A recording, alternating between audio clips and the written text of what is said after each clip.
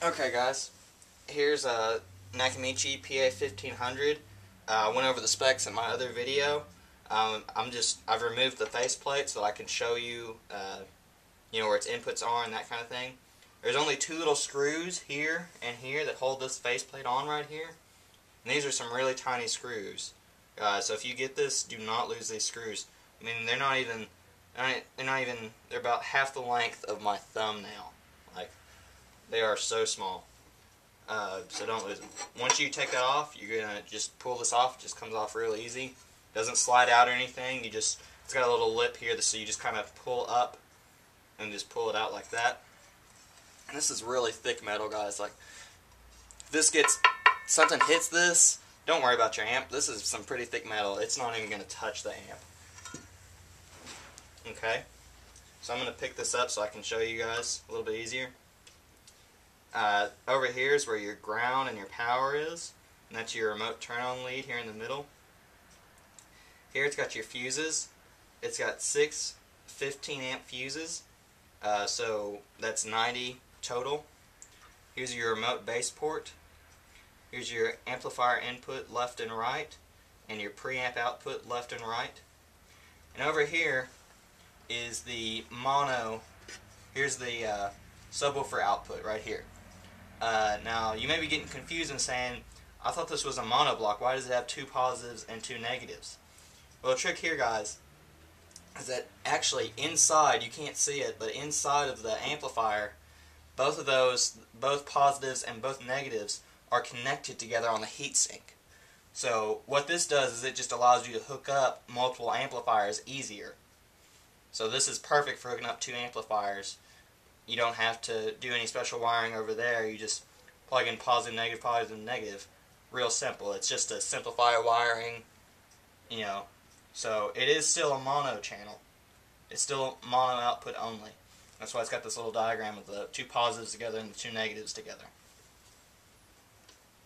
Alright, these holes right here actually control, I don't know how well y'all can see it, but there's screws in here.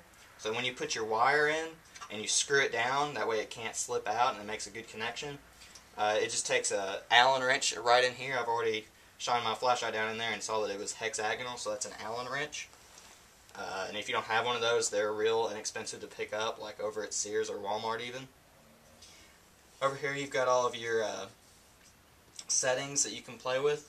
It's got a subsonic filter, 15 to 35 hertz. A low-pass filter, 50 to 200 hertz.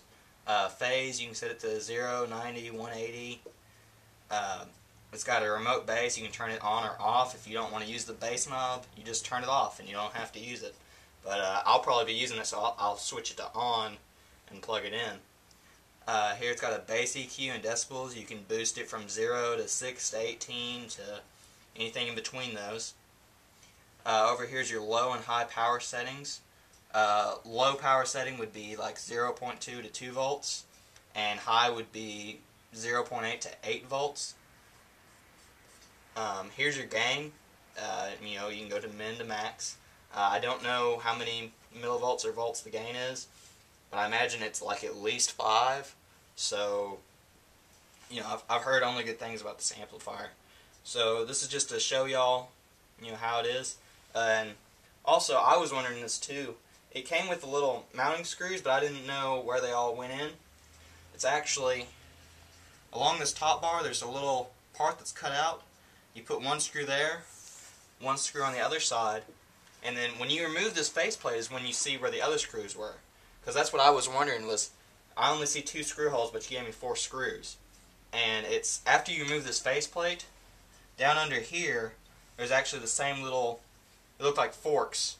They're just 2 little things, and that's where the other screws go, so that the other set are hidden under this faceplate, which I think is really nice. So that's just a video for y'all with my Nakamichi PA-1500.